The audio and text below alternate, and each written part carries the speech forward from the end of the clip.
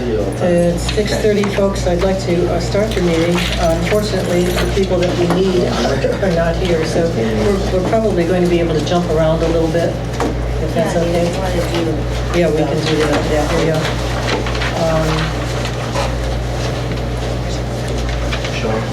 Sean. They could use your last name. Okay, if we could begin this meeting, the work session council meeting of August 31st, 2015. And if you would just do a short roll call, please. Albers? Here. Adams? Jones? Here. Jackson? Here. Brownlee? Here. Trojanski? Here. Agee? Here. Subtrati is absent and excused. Right. Actually, for a work session, it's not one of those that you have to be in attendance. He was pretty adamant that we know that he was. I understand, For both yes, his absolutely. Okay, if we start off at the very first one, and I think pretty well we talked about this, and it's on the third reading, 2015-36, and I think from what I've been hearing from various council people, that particular ordinance is ready to be voted on. Is that correct? Okay, all right, any questions on it? Any future comments? Okay, all right, then let's skip over to the, I think it's 55 and 56 then. Skip over the assessments.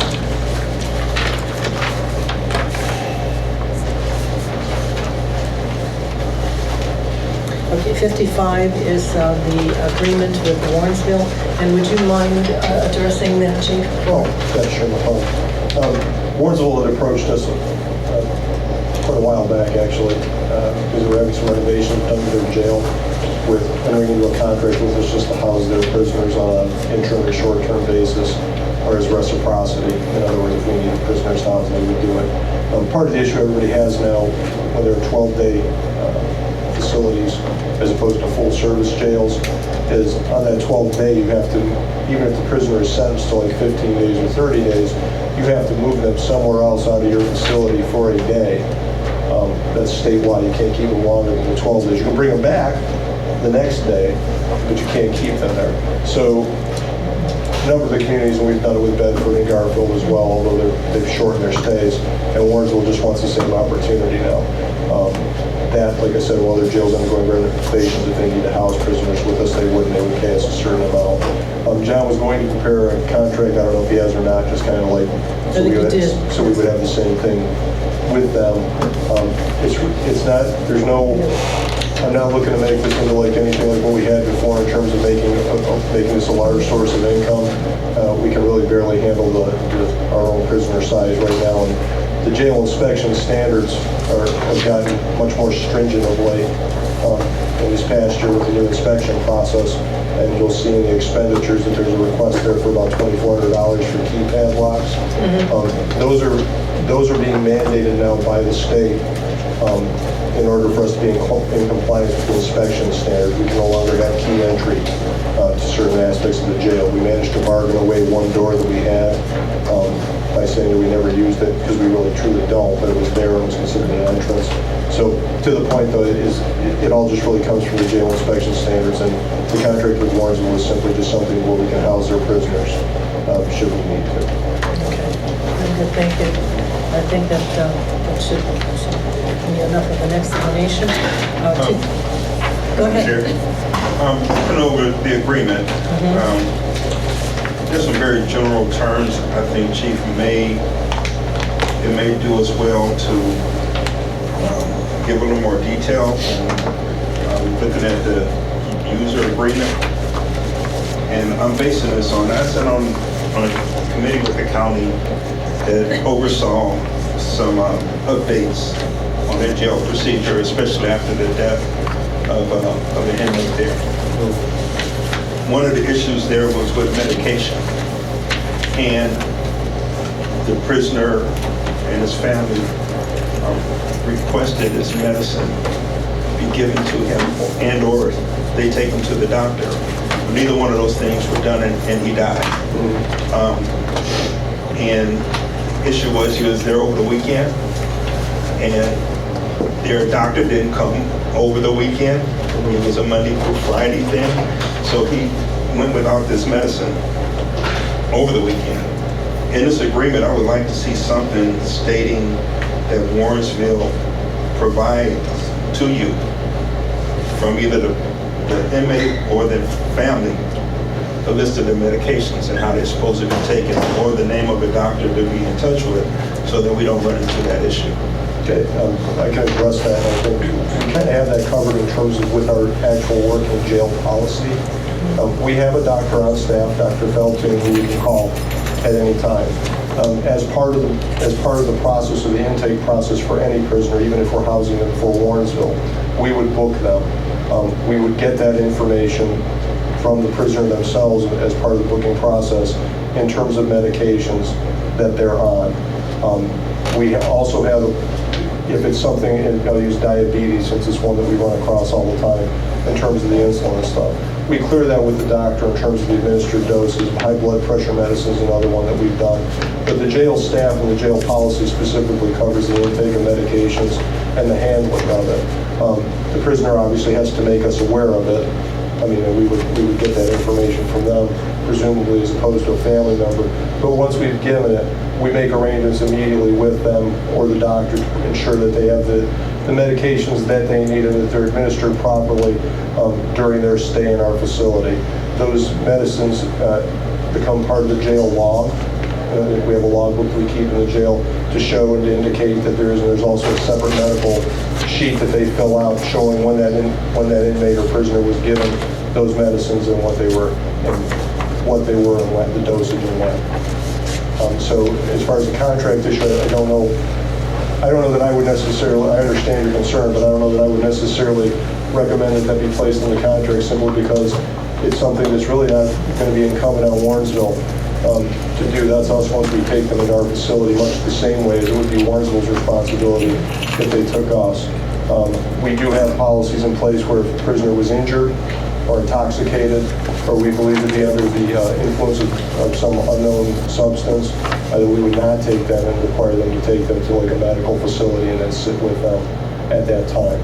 Part of the contract too then, as well, as if that prisoner becomes ill or incapacitated for any way, it would be incumbent then we would take them, of course, to the hospital immediately, but then Warrensville would have to send someone to sit with that prisoner or make arrangements to have a bond established for them so they would no longer be in our custody. In other words, so we're not on the hook for babysitting this guy if he's there for an extended stay. So, Which leads me to my second question that has to do with money. I was looking at the fee that was $70, you mean? $35 for tomorrow. If unable to provide guard escort within 2 hours arrival, Right. Let's say medical, yeah. We would User bill- agrees to pay Maple Heights a rate of $35 per hour for service. Correct. Seems low. No, that's actually pretty high. $35 an hour? Right. We're gonna have an auxiliary sitting on him. It's gonna cost us about $10. Okay. So I mean, we wouldn't have one of our regular officers sitting there as soon as we could get somebody in. $35 it would be a fair amount. It wouldn't pay a patrolman salary if that's where we have to sit. Well, yeah. But we wouldn't do that. And the rate locator, the reason I'm bringing it up, because it doesn't Yeah. say an auxiliary officer. Yeah, no, So I'm thinking the police officer. Yeah, no, I mean, obviously, if there was an auxiliary work, and say, for example, on a weekend, we would have to send one of the regulars there perhaps for the initial, admission. But we would be on the phone, the jail staff would be on the phone with Warrensville immediately, letting them know what's going on. And we would make sure that they either A, had someone there within the 2 hours required, or we had somebody there in order to take advantage of the billing. Oftentimes what's going to happen in any of those circumstances, barring the most serious crimes, is that they're going to wind up getting a bond and getting kicked and get released because nobody wants to pay their medical expenses. Are Thank you Matt. comfortable with that? Yeah, but I think it should say auxiliary officer right now. Well- You would have no way of knowing that by reading this. That's their police procedure, I guess, By reading this, I don't know that. It doesn't say. Police do. Well, you're right. You're right, but I mean, I don't want to specify an auxiliary officer in there anyway, in case I have to have a regular sit there for the first 20 to 30 minutes. I'll You're let gonna you- lose money then. Well, we're not going to lose, because we're getting $70 per day to house them as well. So I mean, we're going to collect that, and then we're going to start collecting the $35 an hour. And, and believe me, the supervisors know, and I know that we're not going to, it's not going to be anything where we're going to sit on somebody for hours. We're going to basically, the minute that guy is going to the hospital, Warrensville's going to be getting a phone call telling them they need to respond. So, and the idea would be that they would send one of their patrolmen or one of their auxiliaries right off the bat. Thank you. You're welcome. We can continue to move on until Irene gets here. We have a representative of the Teamsters Local 507, correct? And their contract is 2015-57. And this has been a little while incoming, several months, almost 6. A little bit, yeah. We do have a copy of the total contract in the council office if you would like to go through it, but I do believe that everyone voted for it, and it looks like it could easily be voted in. If you have questions, you're welcome. Madam Chair, we also Tom? did a summary of the changes. Yes, Red line. yes. Those were pretty good. They just highlighted everything. Madam Chair, Yes, go ahead. do you have copies for us, or is that just in the copy Oh, that's in the There's office? some, they only gave me 5, so I mean, if you want to look at them, there's the, Actually, the sheet is the one that would this is what he's done, highlight summary everything. of changes. So if you want to take one of these and look at it. I could make some And more I'm going to keep the rest in my copies. office, but it's just too much for me to put out. And this is the contract, the actual contract, this is a separate one. This is the 507 that they're talking about now, and this is the other one that's on your ordinance list. The actual contract? This is the actual contract on that one, But those are the changes that you Those are the got in Changes on hand. here, this is. the actual contract. This is going to be the other contract. So there's 2 separate contracts, or you Mhm. have Yeah, copies two. of each one? 2 separate contracts on each one, yeah. This is the 507 that Jackson mentioned. And then the other one is going to be local 1363. Which is the machinists. It's the one. So since we don't all have copies and know what's going on to a point, John, or could you like just brief us, like on the changes? Sure. That's okay? Yeah, it's pretty much similar to what we're doing with many of the unions. I mean, trying to limit where we can here or there to make it, for example, defining layoff and recall so that we're clear, who needs to be called back. We also reduced the vacation schedule for employees hired after January 1st, 2015. We're looking, you can't really cut the guys that have already been here, but we can work on new hires. We actually eliminated even the people that are here, their birthday as a holiday, and an additional, another floating holiday. So there's little concessions here and there, basically. I mean, there's no raise, obviously. The uniform allowance for safety shoes went to 450. That did go up. But we did cut everywhere else. The group insurance is, contributions are 100 for a single and 200 for family, where before I don't think it was probably $50 if that, not 50 to. Ours, it went up $50 a month. Yeah. So it's 50 for a single and 150 for a family. And it's just, The pickup and the longevity. Yep. Everything, arbitration, eliminating things that are, there's quite a bit here. You could spend a night talking about this. But if anybody has any questions about it, let me know. I'll be happy to go over and look in more detail. But it's definitely, if you look at the, would you agree it's very, much in the favor of the employer? I don't think they were too happy about it, but not that we were trying to make them unhappy, but, they understand the situation of the city. Yeah, exactly, and they conceded on many points. So we went over it very meticulously, every line of the contract. Madam Chair. Go ahead. So in the wording, it says cost savings. Can you give us a round number on what that is? Totally, no, I don't really have a number for that. I guess it would depend on a lot of things over time. I don't think we ever got to a set number. Have you ever heard one? I don't know. The range? Maybe our labor attorney could give you a better, but I would say, I don't know, how would you say it? I mean, right now our budget's at what? For the Teamsters, I would say probably save $100,000 at least, I would think, if not more. Everybody's giving up 2 holidays. They're now contributing insurance, so we only have 5 employees. So maybe it isn't that high. I'd have to look at the numbers in the budget to really give you an educated guess, but.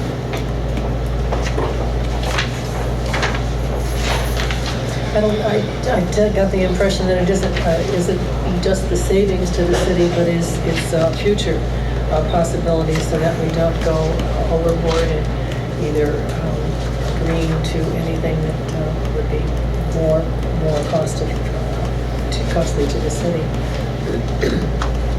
Yeah, we gotta remember that they've been taking possessions too. Yes, everyone has, yes. Yeah, this is- I agree. Since, they haven't had a raise since, when? 2007? This is or something 7 like years. that. 8 years. 8 years, something like that. Yep. Going on 8 years. I think, I'm gonna go out on a limb. I think I can speak for some people at this table. We appreciate that, all jokes aside, we understand not having a raise in that length of time. Understanding, I think that everybody knows the financial situation the city is in, so we're looking for any way possible to cut it out. So when I hear that we save money, it just would be nice to know what that is, because as soon as you say that, you say, oh, well, we got X amount of dollars we can do this with. Now, you may have provided it to the mayor, because I think the mayor wanted to know the same question, answer to the same question, but I'll find out, and I'll call and hopefully have a figure on Wednesday, or sooner, we'll send out an email. Thank you. Sean, was there an addition to the possibility of part-time people? There's a lot of wording in there that is new to this contract about part-time people, yes. As far as it goes into hiring, and I don't know if the wages stuff is in there, but that was all wrote up by the lawyer that was, so I don't know the specifics of it. I just know there's a lot more. This is the first contract that I've ever been a part of that has it. There was a wage at the back of this. Take a look at it. Yeah, I'll look for it, because just like with the police, and as mentioned, and I'm assuming and hoping that this is the same thing. I hope we're not looking to displace a full-time worker with part-time people. Well, that was one of the things we brought up, and they said that there was supposed to be something in the contract that says that the number of part-timers will never exceed the number of full-timers as it stands now, which I think is 6. So that was one of the big things that we brought up too, is like you were saying, in negotiations. I'll read through it before Wednesday. And if you could give us some information, if the mayor has information, maybe we could pull that together for Wednesday. Okay. Yes, go ahead, Ellen. Longevity. Anybody after January 2015 shall not receive longevity benefits. Prior to January 15, be entitled to existing longevity benefits. Now, the men that was laid off, but if they're recalled, do they automatically go back to longevity? I would think they go back to their status as they were when they were laid off. Until they get the new hire. Correct. I'd have to read it a little more carefully too. Madam Chair. So I think what you're saying is a new hire, the definition of a new hire should be someone who has never worked for the city before. Yeah. If they was on layoff, which we have men on layoff, if they're called back, recalled after the 2015, which is now, they're not entitled to longevity. That's what it says. Now, if it's a new hire, Okay. 6. Now, if they're recalled and they was laid off, they was not a former Is it employee, the he same was as here, the fireman? even though he was laid off. Yeah, there's a right to lay off, Yeah. if I may. Yeah, I think we have a solution to that Part of it- question. It's kind of like a given, only because I obviously what the city could do is they could lay every employee off for a day and then recall them with the new rate, which would then, of course, prompt a serve action, state employee relations board, and that's never going to fly. So I think, and I know from dealing with the other contracts with corrections and that's simply to affect the cost savings down the road. It wouldn't affect the employees that were laid off and then called back or reinstated their positions, as long as they were called back within that 2-year period, probably. Then there might be a change in that. But from what you're saying is if it were the way that you're proposing it may go, they would just lay everybody off tomorrow and bring them all back on Thursday, on Wednesday, and they'd start them all in the new thing, and that's not going to happen. No, we got quite a few laid off, John, been laid off. I 3 understand. years, 3 years. I think we only have one that's within the 2-year callback right now. So he got recall rights, Right, and he'll be covered under the longevity benefits. right. For as long as he's eligible to be recalled. And if he didn't cash everything out, maybe the employee, one of the guys wanted to go into the tire business, didn't he, or something? That's the one guy that we have left within the 2 years. He took a voluntary layoff, so I don't know how any of that works, but I'm pretty sure he cashed everything out. I couldn't tell you. I haven't talked to him since he left. Doesn't matter. Mark Okay. I know when it happened with fires, they brought them back, everything was the same when they had the fire layoffs. Sure. I'm pretty sure, yeah, if they got the same benefits, they keep their longevity. A lot of them, though, because of their time, they don't have any benefits accrued.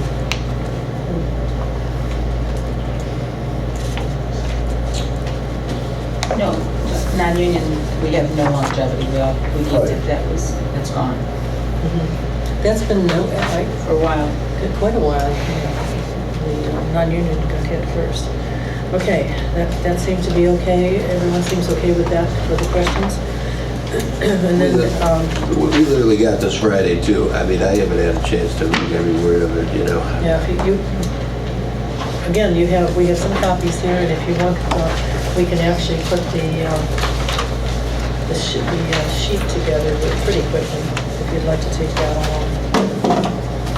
Okay? We can copy those if you want to wait after a short meeting. And then the next, just for the 1363 union, it's just for the one mechanic that we have. And there were the similar concessions, if you look at that little sheet also, it highlights everything in that, except that if you look at the back of that one, that's kind of interesting. It says, This is really contract, I think that's going to be 56. So that's the one, that's the 507, and this is the 1363, which is for the mechanic. So these two right here. Yeah, yeah, they're two different ones, yeah.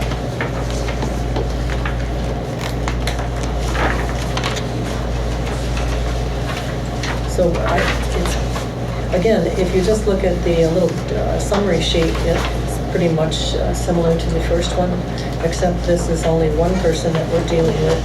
I only have one more of these. This is the, that's 1363, I only have one more of those. These are the contracts. Yeah.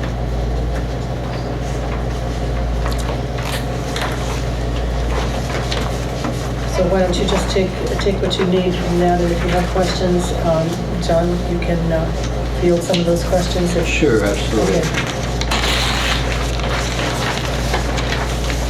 But the retiree, this is interesting.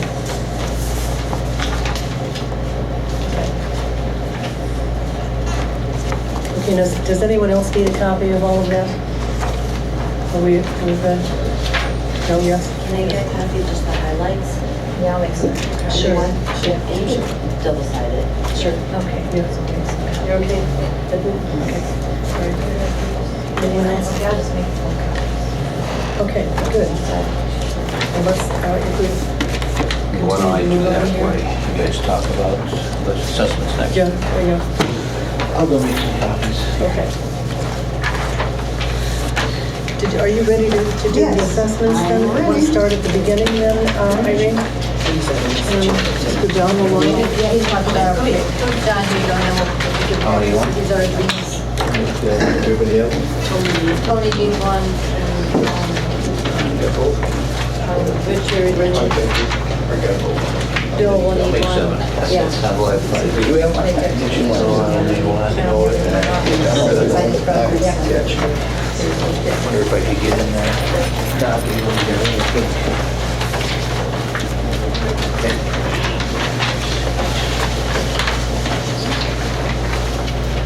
One pager?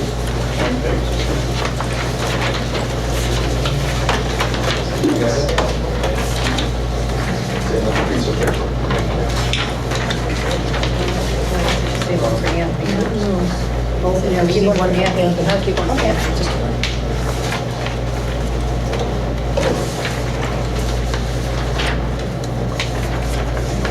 Yeah, I did that.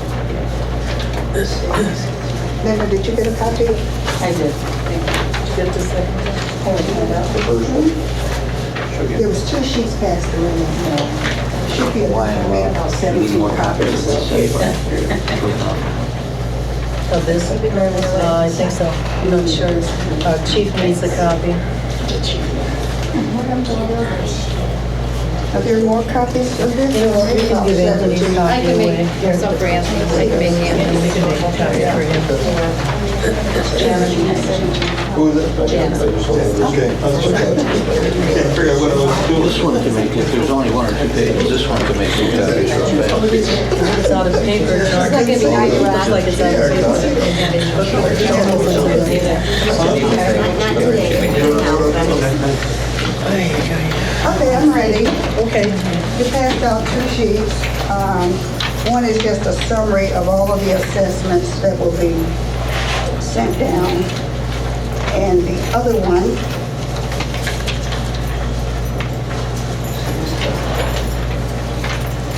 has the parcels and the code for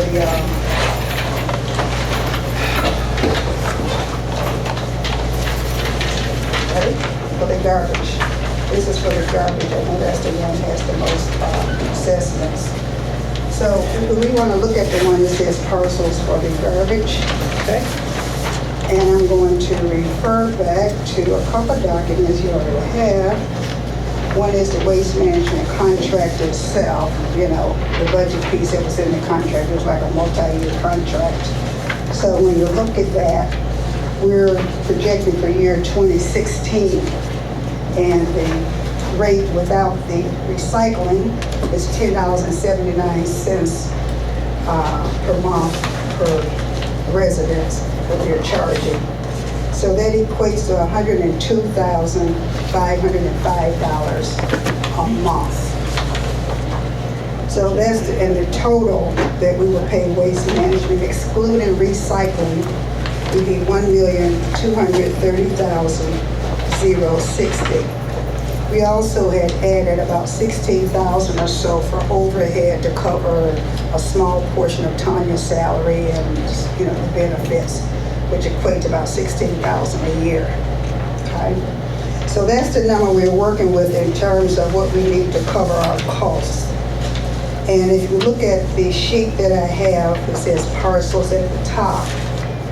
That's pretty much a break-even number, $1,246,030.12. If I may refer back to the legislation from way back when it spoke to the calculation, one of the fallacies in that calculation is that it was written to break even. And as we know, that is part of the reason there was a lot of money out of the general fund in the prior years going to the waste management, because these funds come in twice a year. So if we broke even, that means that the general fund will be subsidizing the waste management fund until the monies come in after the fact. As you know, the monies are collected 1 year for the prior year. So for example, in 2016 is the 2015 tax dollars that we will receive. So having said that, for example, we receive a settlement, they call it, in March or April, it depends on how quick they are. And then 6 months later, which could be October, which it was last year, which caused some of the reasons. So therefore, while we are waiting for those 6-month payment, there must be some monies on hand to pay the bills. And so again, that's one of the problems I think that was in the past. So at some point, we may need to look at revising this ordinance, because as you read it, it's read that you start with your beginning balances, you project your costs, and then delinquencies, and then the differences was prorated across the residents' homes. So like I say, in doing that, this is like a break-even factor, but it doesn't allow any monies for the next year if we include the fund balance. Now, probably at the end of this year, in terms of the fund balance, there probably will be about 500 plus thousand. But again, you take in consideration, when we receive that money in October, we need monies to pay October, November, December, January, February, and March. And so that's roughly about $600,000. So I did not use the end of the year fund balance in calculating that, because that means that we will be behind and the fund will be running a deficit, and the general fund will have to subsidize until the money came in. So I just want to clear that up. So getting back to the sheets, went down the county. I did not print these out. It would have been almost a ream of paper. Well, it's like 300 pages times however many you all are. So if you want to check the parcels, you can go on the website and check them. But I listed them by the LUC code, so it's easy for you to check. The 5100 are single, the 5200 are doubles, 5300 are family, 3-family homes, and the 5500s are condos. That's the other thing too, we discovered that the last couple of years, well, I don't know, I wouldn't say the last couple of years, but the condos have not been assessed. So we went through the database for the assessments from last year, and that's not included. I was probably sending them out a special bill, and if they don't pay it, then I'll put it on next year's. But I didn't want to put a double payment on this year, since they were not aware that they were being billed for 2 years. So this represents only 1 year. As you can see, there was like 9632 total parcels, and you can see the breakout between the homesteads and the others. And so the rate that's projected here is $141.53, which is less than what we had certified this year. And also in this number, I did not provide for delinquencies, which is about 5%, because that should be able to be covered out of the fund balance that we're carrying. Now, next year, the calculation may be different, but we have to play catch up. But because we have the fund balance as it is, the delinquencies on this amount would equate to about $65,000. So that could be covered out of the 500 plus surplus that they have. I'll stop there and take questions. Yes, sir. Just a couple of simple ones. The 5300 was, what was those? Triple, Triple. 3-family. 5200 is double, single, double, 5100 single, and the 5500s are condos. So you had $10.79 per household? The $10.79 is what waste management from the contract. I just assume this is an old contract that was executed in 2011. It was extended, I think, last year sometime, but I mean, it's the same rates that's on that. So you'll see it's $10.79 that they charge for pickup. And how do we handle the homestead Well, exemptions? they charge the same for everything. Okay, they charge the same. Right. They charge the same. They charge, so if you take the 1079 times 9,500, that's what they have in the contract. It comes out to $1,230,060. And if you divide that by 12, this is what they take. And that's the other reason too, that there's been probably some, in some people's minds, some inequity, because somehow that had to be covered, the amount that the homestead paid, which is half of what everyone else pays. So all of that was taken into consideration. Question for you regarding the delinquent accounts, that just lingers until they decide to pay up? Or we have no recourse? Usually there's a delinquent that needs the property taxes aren't paid, if the property sold. I mean, It's all one ball of wax. Okay. whatever they collected, you know. And I guess that's an advantage of having assessed on the property taxes versus folk coming in here to pay it, because then it's just, you have to use a collection agency and more staff time. Madam Chair. Go ahead. So in the case of delinquent, Tony stopped me or helped me here. So when the house goes, somebody walks away from the house, and the house just sits there and goes into foreclosure, and it gets sold at a sheriff's sale, and those taxes get written off. Paid. It was sold at a sheriff's sale to a mortgage company, the taxes are paid. Okay, is there any If it time goes that, through a tax foreclosure, they're not paid. okay, so at the tax foreclosure and they're not paid, is there some type of, how do you track that in your, some kind of write-off where you know that money isn't coming in, it doesn't stay in a delinquency because now it's actually not going to be at all collected? Can I ask your question in a different way? Sure. 'Cause I know That's you're all I saying- want to help, okay. I think the question is, does Waste Management give us a percentage that we can take off due to either vacancy or abandonment? Because we have given them in the past a number of vacant homes and they've challenged that. So with that either increasing or decreasing, and especially with some of these homes now being demolished, are they going to take those off of our bill? You know, that's a sticky. I talked to Mr. Crawford. His answer is that if there's trash there, will anybody live there, will it's boarded up, if they're picking up trash at this boarded up house, it counts as a collection. I don't know how we would monitor that. I don't know if that's something through the building department or whatever. I have no way of saying that Waste Management picked up proper collection at this house and it was vacant, but there's a whole bunch of trash there. Not every single vacant house has trash. I don't know. Or Because, you I know, can't even speak people on are it. going to put trash out regardless if they pay it or not, because in the past, we had to come to City Hall and pay. And if you Right. didn't pay, you didn't get picked up. Now, if you don't pay, you're still gonna get picked up, so it doesn't matter. Nobody's going to add garbage onto a vacant house unless they're dumping, and that would be in the backyard, not in the tree line. Right. I have not included that in my area of responsibilities of monitoring where they pick up. I don't know if that's something that work out with service and building, but, you know, I'm just dealing strictly from a statistical point and going into the website. All the parcels is listed from Maple Heights, which is on this list, and you can check it, 5100, 52, so on and so forth.